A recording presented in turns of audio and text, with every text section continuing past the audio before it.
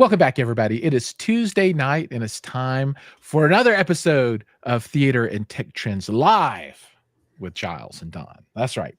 My favorite day of the week, and I think I might have a new favorite person of the week, too. So sorry, Don, it's not you. It's this guy down here. Let me see if I can point at him. Larry, who is joining us all the way from Other World Computing, and it's another world. He's really come a long way to join us tonight. So, Larry, welcome to the show, man. Okay, thanks for having me. Really appreciate being on. This is fun. Absolutely, welcome absolutely. to Dork TV. So that's right. Welcome to Dork. So today we're going to talk about stuff that plugs into computers, that helps you do all the things that you might want to do with your laptop or PC or whatever it might be. And you guys make all kinds of stuff that do things with computers, correct? Yeah, we've been expanding that lineup for over 3 decades. But end of the day, it's stuff that's just got to work. Right on. So to level set a little bit so people who don't know who you are can learn who you are, let's start out with telling people who you are, what you do, and why they should care. Sure. Well, my name is Larry. And doing this other world computing thing for quite a few years, and we're here to, quite frankly, make technology work better.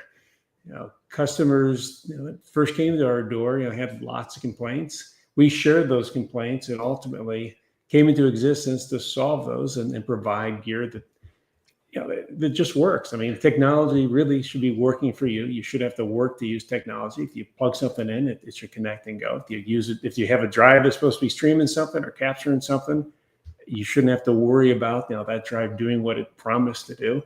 And from a connectivity point of view, if you're plugging things into a dock, that dock, all those ports should be at full speed, full capability, and once again, just go. And it's really crazy how much stuff out there advertises 1 million ports and 1 million different specs, but when it comes right down to it, and you need it to do what you expect it to do, there are hiccups and things that don't quite go right. And sometimes I think a lot of people think that's just how it just is. That's just technology today, and that's not the case. And we're here to provide. We use really the best materials. We have great engineers. We're designing this stuff. We don't just slap our name on a bunch of on a box that's got a bunch of chips put together in it.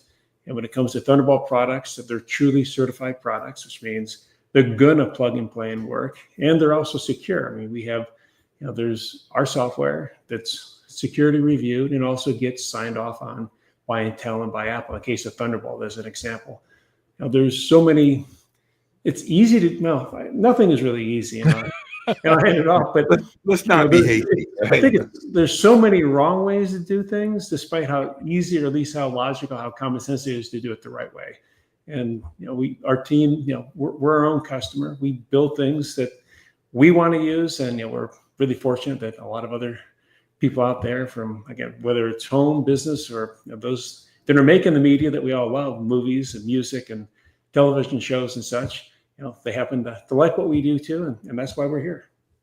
Awesome. Now let's take a moment, and we got a lot of people joining. Derek is with us, Hi-Fi Haven, a whole bunch of people out there that haven't said anything. As always, if anyone out in the audience has any questions, throw those in there, and we will answer those as we go along. And for those that are just joining, we have Larry from Other World Computing here with us today. Now, to level set even a little bit more, I'm going to go ahead and pull up your webpage here so people can kind of see, right? So, just so they can, I think, visually understand what you guys have going on, right? So, you make external drives, network attached storage, internal. What is that like NVMe on a PCIe card, maybe something like that? Yeah, we get both. We still make SATA drives. In fact, we currently make literally the fastest. For those that still do the 2-nanometer SATA, we still support that. It's not. We also have the same company that makes that's us, that makes a card that Apple used to benchmark their current Mac Pro. I mean, we actually were used as the hardware to prove out, give Apple a spec that they could say just how fast their machine was with their PCIe slots. We still support SATA, and I guess what I'm really trying to say is we don't believe in planned obsolescence. We don't believe in forcing people to abandon, good technology that still serves a purpose. So we're here, supporting existing technology. We still support Macs and PCs, really good 10, 15 years, of age, and we're still at the same time bringing out the latest and greatest and really bleeding edge technology for the current systems. And we have the fastest Thunderbolt 5 portable drive in the world. We have the fastest Thunderbolt external solution in the world, period. It's and up to 96 terabytes. It plugs and plays on the latest Macs and PCs and delivers a whopping sustained 6,000 megs a second. So That's speedy. It's Wow. we try to apply our technology know-how and our engineering capability for the good of all, and Right not on. again just to push people. It's not locking somebody into an ecosystem. It's not putting you into a path where, sorry, that's not supported anymore. You got to buy something new. And we get into spaces, even like memory cards for cameras, because we saw a deficiency, and mainly just how the support for maintaining cards and just the false information that cards. A lot of cards, I'll just say this, get put on the shelf because they appear to slow down, and they start to have, lower frame capture if you're doing fast stills or if you're doing video. And it's not because, for the most of the time, it's not because the card has any sort of deficiency. It's simply because it didn't ship a software to help maintain it. And the companies that make memory cards would love people just to keep buying new ones as they put other ones on the shelf, and we actually release software and an ecosystem so that if you buy a card from us, you're going to get the full lifespan out of it, which should be many, many years, and even in heavy use versus in some cases, and heavy use, you might see a card slow down at 6 to 9 months when the card is still 80, 90% healthy. I get way too in the weeds other than to say, we build things right. We don't build them cheaply, and we build so that they're going to work today and well into the future. And we support them well into the future as well. Right. Well, let's pretend to be a product people now. So Derek is already putting out the hard questions for us. Is there such a thing as one dock to rule them all? For doing multi-monitor support, and let's just assume multi-monitor support means 2 4K monitors for either a Mac or Windows devices without needing to install any software. Do you guys have such a thing? Sure. Well, that's going to depend upon the Mac you connect it to. Unfortunately, if you have an M1, anything that's not a Pro or a Max or an Ultra, you do need to install, today at least, you do need to install software and use DisplayLink. I'm sorry, DisplayLink, that's correct. DisplayLink technology in a dock. So that does require software to be installed to support that second display. Now, if you have either a Pro or a Max or an Ultra, that system can support 2 or 3, even 4 displays, depending upon the model, with no software.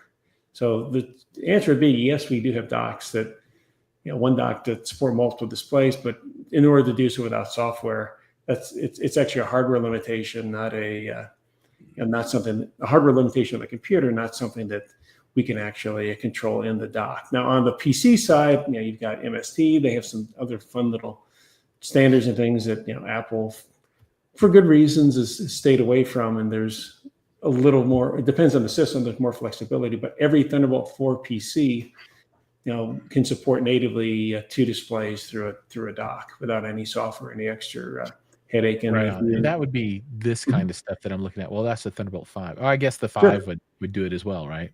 Well, if we look at docks, Thunderbolt, you talk about one dock to rule it all. The 14-port dock is still one of our very best sellers, without naming the space agency that has all the satellites and rovers and everything else up in the voyaging, to distant stars. They use literally thousands of those docks to interface and control, and continue to support what we enjoy being beamed down on a daily basis.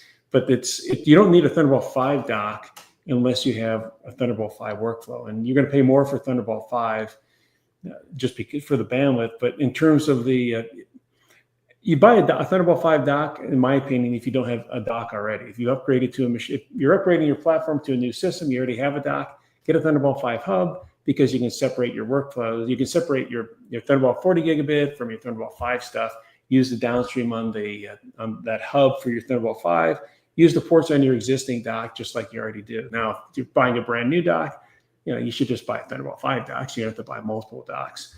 But Thunderbolt 5, the real beauty to me of Thunderbolt 5 is, if You really want to, now we're kind of getting in again. Tell me if just, you can yank me up at the roots. No, dude, keep going. I'm loving it, Yeah. because I'm gonna ask you some deep, in-depth creator questions here in just a minute, but continue on. Sure. The beauty of Thunderbolt 5 is, for the first time, if you have a Thunderbolt 5 system and you have whether it's a Thunderbolt 5 hub that's splitting things off, or you have a Thunderbolt 5 dock, so it's kind of all in one port can now drive so much. You can drive a couple 5K displays, even a couple 6K displays, and still have bandwidth, unencroached for a data device that can crank 6,000 megs a second. With Thunderbolt 4 and 3, which is basically the same thing, and we don't even want to start that conversation. It was really aggravating and confusing when Intel decided to call Thunderbolt 3 Thunderbolt 4, but really it was about standards on the PC, because Apple did things right since 2016, and Intel had to get control of the ecosystem. They began to do that in 2020. It's still got a little ways to go, but regardless, with Thunderbolt 3 and 4, which is 40 gigabit, you plug in one display and you're one 4K or higher display, let alone a 5K display, and you can't really plug very much else in. And anything else you do plug in, there's not, the bandwidth has already been encroached on. I mean, a display will suck down, 20, 28, even in some cases, you can take all the bandwidth that Thunderbolt has for on a 6K display. Thunderbolt 5, now you've suddenly got bandwidth to spare, enough for display, and it also kicks up and has extra bandwidth just for the display side. So there's plenty of bandwidth for data. So you don't have to. With Thunderbolt 4, you got to kind of really manage what ports you plug things into so that everything gets maximum performance. With Thunderbolt 5, you can plug in your displays, everything through a dock. And then you have two other ports to plug in other high-speed devices, or another dock. Whatever you need to do, there's enough bandwidth now in a single port to do everything. So it's really, for the first time, if nothing else, if you're a portable user, you can absolutely get away with one port to connect your entire ecosystem, your entire workflow to, when you come in and return with that laptop.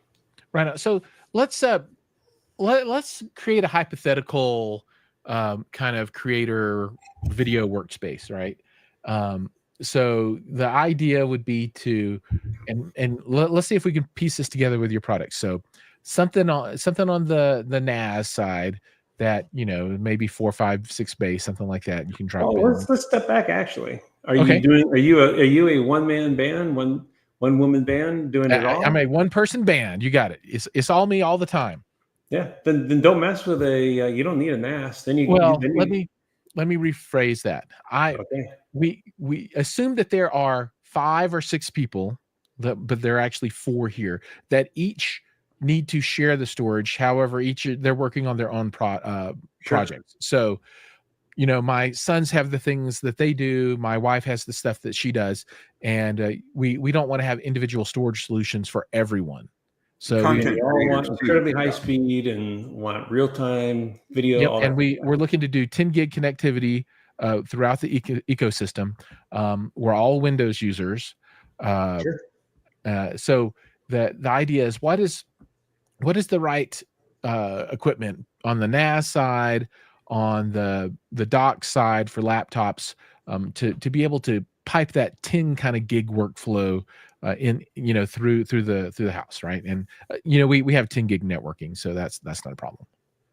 Well, if you're going pro, then you go with the Jellyfish, and probably something like the Nomad or Jellyfish Tower, simply because it's 10 gigabit, is designed for whether you're doing, in your case, maybe you're doing, whether it's a Blackmagic workflow, whether Resolve, whether you use Adobe. We're Adobe ecosystem for the most part. Perfect. Well, Jellyfish is built, whether you're a Mac using Final Cut or Adobe products, whether you're using, so whatever your workflow, Jellyfish is optimized, has optimizations for any of those workflows. It's real time. It's guaranteed, not to stutter or give you any frame drop. It also makes it really easy to manage your video.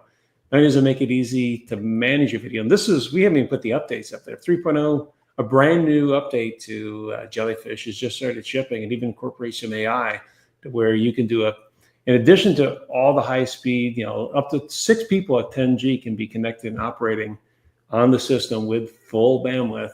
Wow. No drops, no hiccups. And on top of that, as you bring those video clips in, maybe you want to share some video. You can either isolate yourself so you can't see anybody else's work, but it's really designed for work groups to collaborate. And then that video library, you need to pull up a clip. I mean, you can literally search keywords. I mean, you can say, girl on, young, a child on a bicycle, in a neighborhood, and it will bring up clips that match that criteria that you can tag. You can either mass tag or visually tag and start to pull those into your workflow for your editing, combination, etc. I don't do the jellyfish justice in terms of explaining just all it does, but the jellyfish is an incredibly powerful NAS, I say, environment designed for video workflows that also requires almost no IT support. It's exceptionally designed so that you don't have to. I mean, the Nomad, the Race of a Lifetime is a great example of a production that's filmed with Nomad. They do a 48-hour turnaround on a television quality production. It has they have film that they pull in from camera, from people on bikes, that people are on stations, they're in cars. I mean, there's video that they've shot before, interviews. They collect all this video. I mean, the race is a several hour race. They collect all this video, and their team, and it's about 10 people in total. And I think it's 3 or 4 editors, plus you got people directing and working on the audio and everything else. They go on site with a Nomad, and they also use, in addition to Nomad, they've used stores for bringing in the backups, bringing in the data from the media cards and such. But they bring all this together. They edit it on site in less than 2 days, from the end of this race. And this requires the deadline. They have put together an amazing production.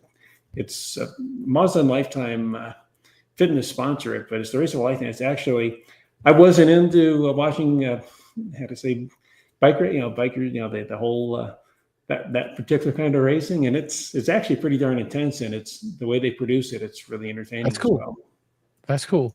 Yeah, no, that this looks cool, and I always find myself, we'll travel and we'll take, I don't know, 50 hours of content, right? Just raw video that we have to sift through, and Sure. and I'll remember, man, I ate this thing off this food cart somewhere and I can't find it and all this. I would love to be able to say, find the segment where I was wearing the red shirt and I ate the food off the food cart and then the lady was cooking it or whatever, right? And then have it be able to go through and just be like, oh, here it is. That would be amazing. Like with a couple of keywords, you can do that. And the thing about jellyfish goes from that Nomad, which will literally fit. There's a Canuck case that goes into it fits into an airline overhead, so you can travel with it very easily. It's designed for travel. Yeah. And that Nomad, the Nomad, is a really high performance portable solution. Now you have the studio that's in between, which is larger, not really designed for travel.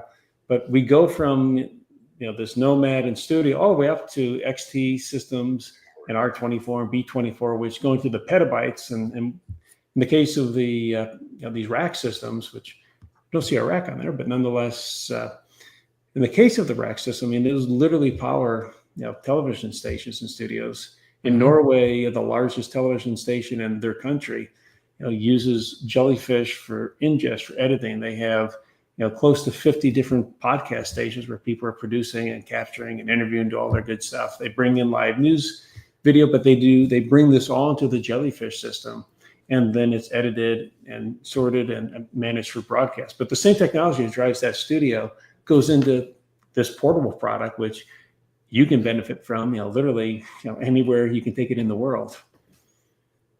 Yeah, no, I love it. And I like the team approach here because, we're looking at trying to do some on location editing and that kind of stuff. Usually in the past we've captured footage and then brought it all back, right? Sure. And cut it all here. But we do have a need to cut on location a bit now, particularly overseas. And everything's got to travel. It's got to be as lightweight as possible. So this is super cool. Yeah, you can bring your laptop. You got, whether if you have a 10G on your laptop, that's easy. Use one of our Thunderbolt 10G adapters. If you don't, use our media cards. We have our USB 4 readers. Bring in media off if you're shooting on camera that you need to use a card on. That's up to 4,000 megs a second of ingest speed. So it's read really, really quick, which helps save time. We have data stores that writes that fast. So backing things up or having multiple copies even off the system, if you want to share or have have it in other places, no big deal. Or you're somewhere in the field where you don't have the jellyfish and you're offloading to a fast SSD and continue to reload those, you'll cycle through the cards. But then go back, plug in, and get her done. And very, very quickly. Again, what these systems do and the entire ecosystem does is really make the impossible possible, because when the technology works, when you can plug it in, the speed is good, the performance is what it's promised to be, things just get done. Now you look at some of the big boxes. The Nomad doesn't start at 78,000. Well, maybe we're talking about how much savings. This is the savings calculator, my mistake. And I'll tell you a quick bit about how we got into doing all this. 25 years, in the 90s, my company focused on memory upgrades and storage upgrades and different accessories and processor upgrades in particular as well. And processor swaps were pretty common in the PC world in the late 90s. Other World Computing made processor upgrades a real thing for Apple Macintosh. Okay. We were the first company to do ZIF upgrades, in particular for the G3s and the G4 systems. We wrote software when Apple didn't support OS X on systems that we provided upgrades for. They had done it in beta, and then when they released their official first version of OS X, they decided they wanted people to buy a machine that came with it in spite of using existing users to help develop it. And we wrote software, released a piece of software, ex post facto, that maintained compatibility with systems that Apple had effectively said no to. There's an open source aspect they had to comply with, and there's a lot of support, honestly, even from the folks in California, the engineers that certainly made sure the doors weren't closed. But we got into this space because we were selling in the early 2000s FireWire drives that some brands, they weren't consistent. One week they'd be a certain drive and a certain chipset, and they'd work for music or video, whatever the creative need was for some of our customers. And then a week later, the same model, same part number would have been built differently. And these are from big brands, and it'd be different, and it wouldn't work. And we had complaints, and we looked at what we could do. We came into the space with our own storage solutions, where we advertised what drive was going to be inside. We broadcast what chipset was in there, because the chipset was really important, and we said what the drive was actually going to do.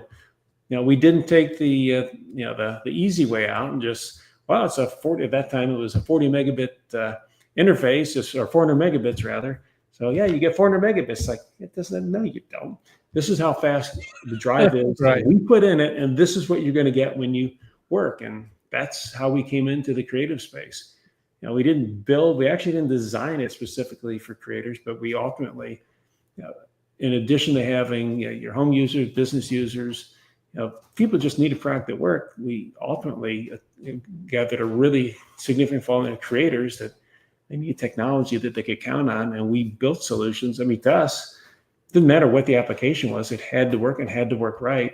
And it didn't cost a whole for us. I'm sure for some of these giant publicly traded companies, that they can shave a nickel out of a product that even if you look at it doesn't make sense. For us, spending having a consistent level of quality, performance, and not having to fudge on just kind of an interface spec, actually be able to give real specifications, worth its weight in gold. That's cool. So now it looks like you guys are doing external PCI chassis, right? Now, so that's for what, GPUs? Is that the big idea, or are there other external devices? So like this kind of stuff right here, right? The Akitio node. Yes, the Node Titan. Sure, that's pure. It was designed to be a pure GPU chassis, although it's used for things beyond just GPU. Thunderblade Flex 8 actually is massive storage. There's 8 bays of data storage opportunity expansion in there, plus a dock, plus 4 of those bays can be NVMe, U.2, or spinning SATA drive. Right. But the PCIe slot allows you to add a 10 gigabit card. So you can add 10G that goes through your Thunderbolt. You can add an audio capture card. There's Blackmagic cards. There's DEC cards.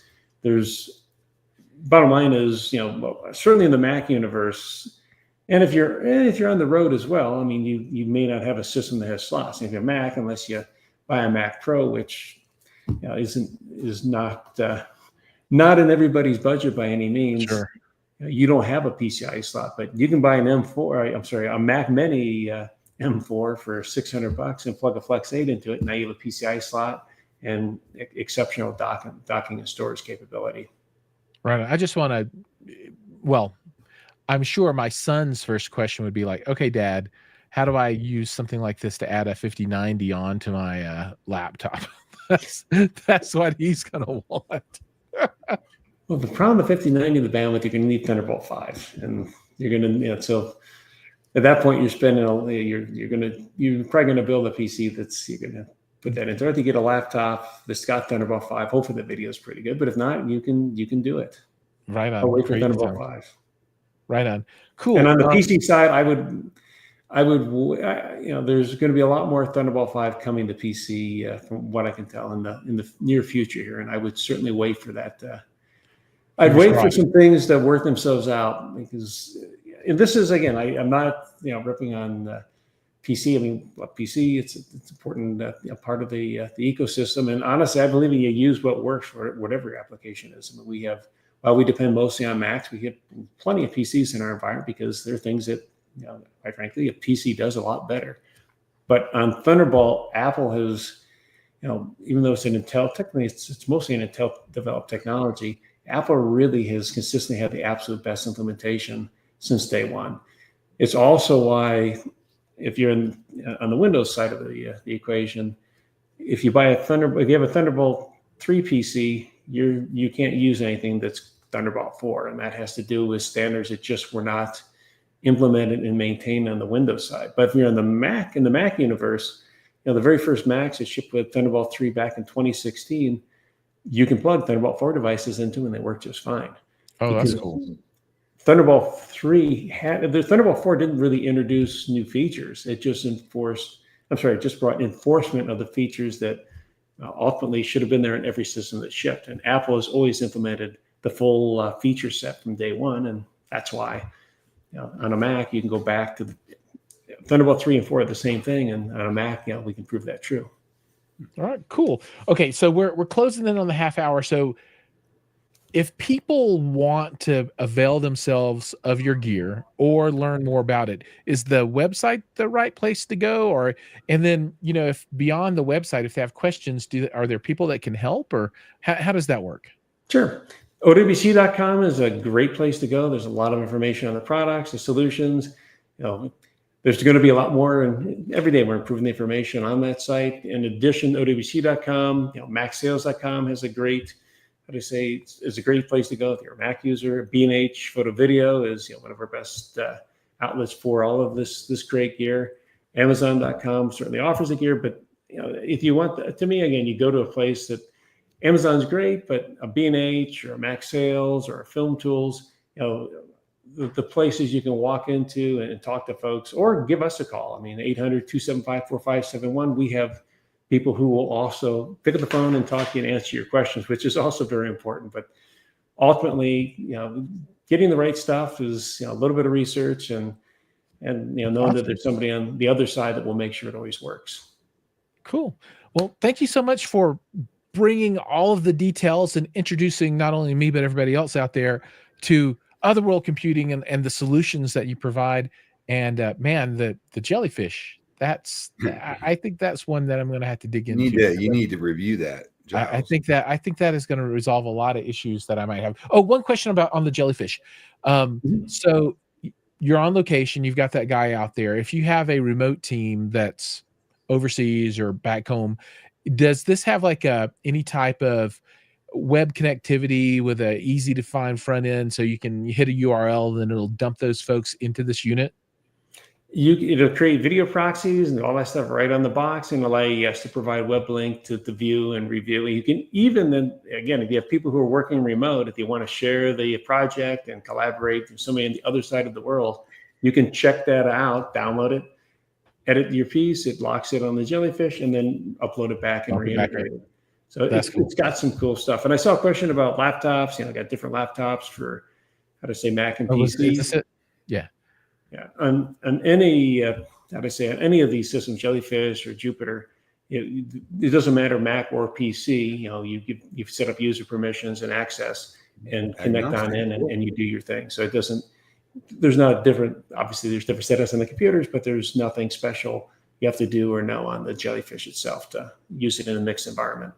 Right. So if we're talking, so moving away from Jellyfish and just thinking in a world where you have kind of like a at-home hoteling solution, right? Where you've got a set of peripherals, monitors, mouse, keyboard, but everybody has a different computer. Does that present any particular issues, for folks just bringing their laptop, sitting down, plugging in the USB-C or Thunderbolt and going to town? Is that going to work out? I think that's what Derek was getting at, being able to use the same set of peripherals with a docking station with multiple different computers. That's actually a really great thing you bring up. And that's another thing we've done, I would say, uniquely. And if I have time, I'll touch one other. We got time. Go for it. With all of our technology, our external arrays, the NAS is obviously agnostic because you're not plugging directly into the NAS. That's on the network. But for any of the direct connect peripherals, all the Thunderbolt is universal, works with everything. I mean, the Windows box is going to have to support, the Windows machine will obviously have to support Thunderbolt 4 or get a Thunderbolt 3 dock. But as long as the dock works, if it works on the Windows machine, it's going to work on the Mac. And in terms of our arrays or storage systems, we are all powered by SoftRAID, and then we also have an application called MacDrive, which lets you use APFS natively on a PC machine. And SoftRAID works interoperable between Mac and PC. So the short answer is, with our ecosystem, yes, you can plug in the same hard drive, obviously the same displays, the same dock, one dock, whether you're connected to a Mac or a PC, the same cable, you plug it in and you have full access and full interface with the data. Again, permissions, there's data things and such. You still have to make sure user, different users, different devices. I'm getting way into the weeds, but from a functional point of view, the answer is yes. And one thing I'll just touch on is just about exFAT. I know a lot of people use exFAT just as an easy way to go from your Mac, PC, even your iPad, your iPhone, if you're directly connecting storage. exFAT is just, it is the worst. It is, on smaller volumes, which is really fine for camera cards and such, your risk is pretty low, and certainly the way things are designed there is fine. But as you get into larger volumes, especially you get over 4 terabytes, get over 6, 8, you go up into the double digits, exFAT becomes a very risky disaster, and people lose a lot of data when they think exFAT is just fine as a universal and fast storage medium. And what is wrong with exFAT is simply that it's not a modern file system. There are no protections in it. You have something disconnect for a second. You have the power blip. You have even nothing goes wrong. Something happens, on an OS level that the file system, I hate to really say it this way, it's not scientific or technical, but it doesn't like, and suddenly that volume can disappear. Yep, and you're done. And well, sometimes you're done, but the really strange thing is you could take a drive that it will not show up at all, or it'll show up and it'll show it like it's a little piece of the volume, 32K or some such crazy amount. It says this is what the volume size is. You plug it, you ship it to the other side of the world, you plug it into another system, and magically everything is there and accessible, and you grab it for dear life, hoping that it doesn't go away. Now, I bring this up because APFS is, if you're in a mixed environment, especially with Macs or an iPad or iPhone, where you want to plug devices between a Mac, an Apple ecosystem, and a PC, we have a piece of software called MacDrive, which lets you natively, and software does the same thing with RAIDs, allows you to natively read and write both HFS Plus and APFS. And APFS, and just like NTFS, is a very modern, resilient file system that, something gets disconnected, the power goes out, any number of bad things happen, and you don't lose data. The worst that happens is you may lose obviously what was still in the process of writing. That file is not going to be complete, but you don't lose your whole volume, or a whole, whatever the project is, or the time. It's something you got to start over. And we do this natively. There's a crappy way to do this, and there's the right way to do this. We came out about 5 years after our competition did with APFS support. It's because we did it natively, where it works with everything. There's no caveats, and it's also just as fast on a PC as it is natively using APS on a Mac. It's effectively the same speed as NTFS on a PC. So I highly recommend to all users out there, don't use exFAT. Use it. If you don't have a mixed environment, make sure you're formatting in NTFS if you're on a PC. If you do have a mixed environment, highly recommend you take a look at MacDrive. It's very inexpensive. It's perpetual, so there's not a subscription or something you got to renew, and it gives you true, safe, data interoperability between Apple and Mac ecosystems, and great performance, and it's transparent. You plug it in. I mean, way back when the Media 4 guys made MacDrive, they ended up, you have the option to turn this on and off now, but because it's integrated at such a native level, you don't see it, and people didn't believe it was doing anything. They thought, why did I pay for this thing? I never see a dialogue come up when I plug a drive in.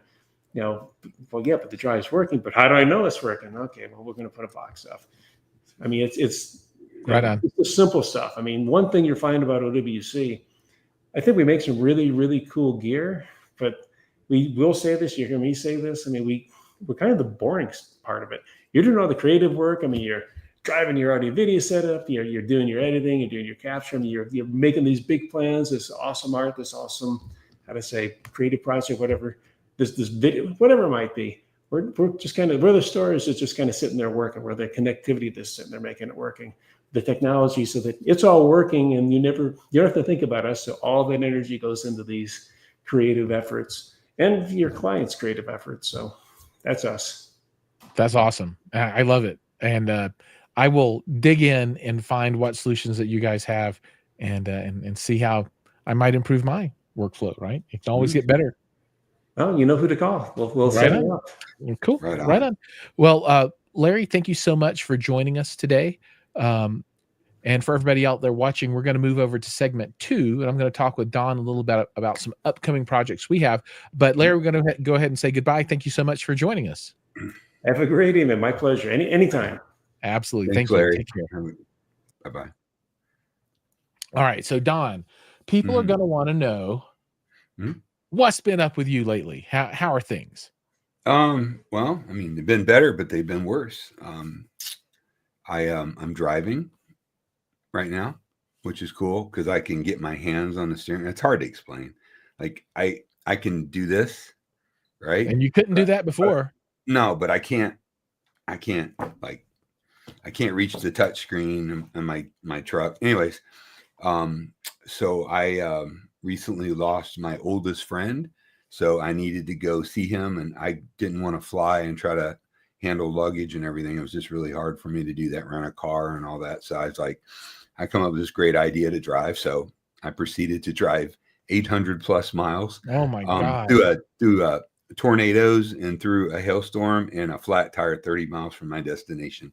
So, but I made it, God was looking out, and, got back, and I'm kind of ready to start, dipping my toes and doing some work as much as I can. I'm pretty tired all the time still. I've lost a bunch of muscle mass, unfortunately. So I'm working real hard every day with physical therapy to try to get it back so I can start, making some contributions to society. I have watched I finished the Netflix. Like, I've watched everything. I can't watch it anymore. I listen to music still all the time. I really haven't watched much anything. Went to see the movie Sinners tonight. I know it came out on video today, but my daughter, it was kind of daddy-daughter date night. We went out and had dinner, and we went and saw Sinners. What a killer movie that is going to be.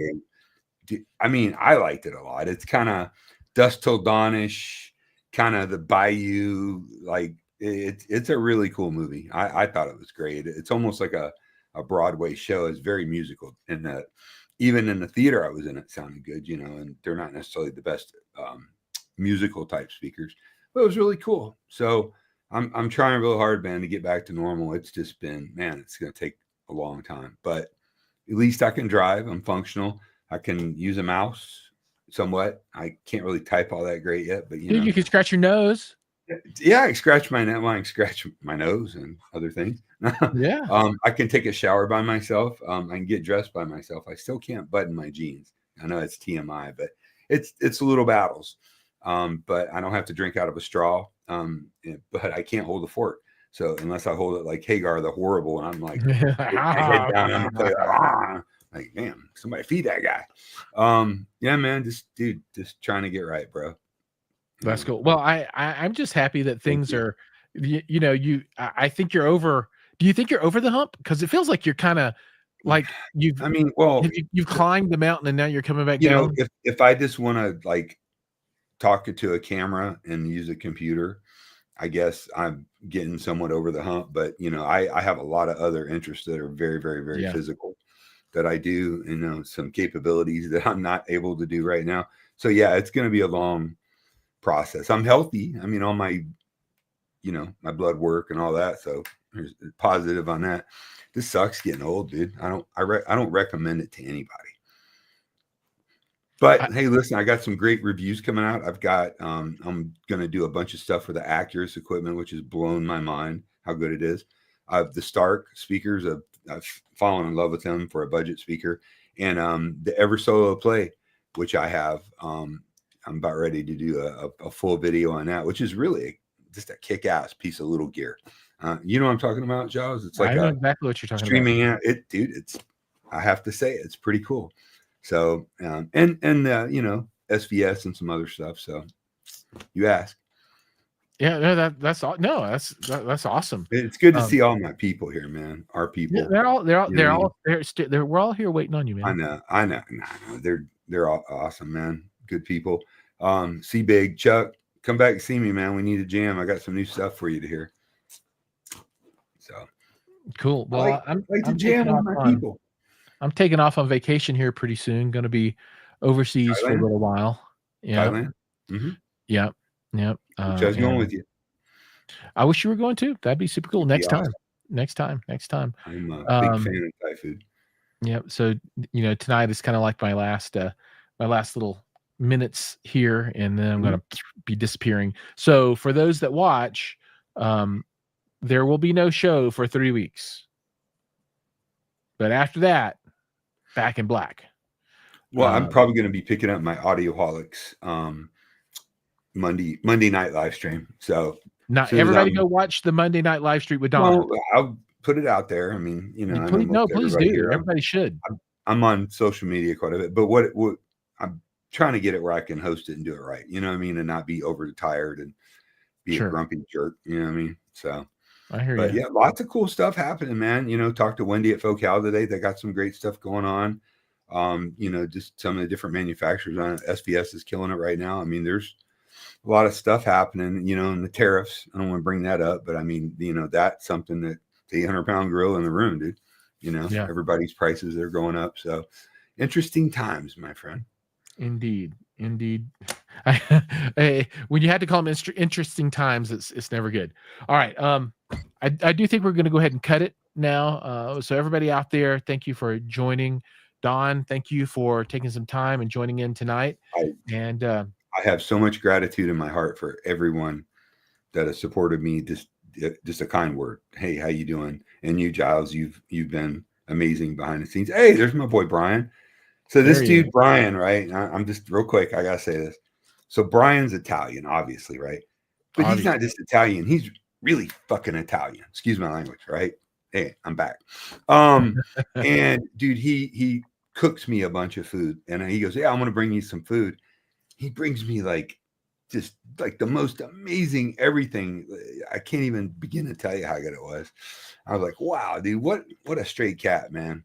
Like, thank you. That meant the world to me, man. That was really just to hang out with you, dude. But so let's get together and jam. Sorry. Right. And Brian, if you have extra food, and you're in Colorado, dude, trust me. he won't budge on his family's recipe, but mamma mia, let me tell you.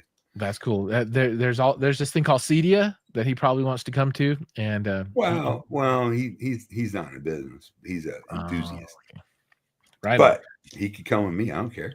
There you go. Come on. Let's do it. Yeah, I will. All right, folks. I'm gonna call it.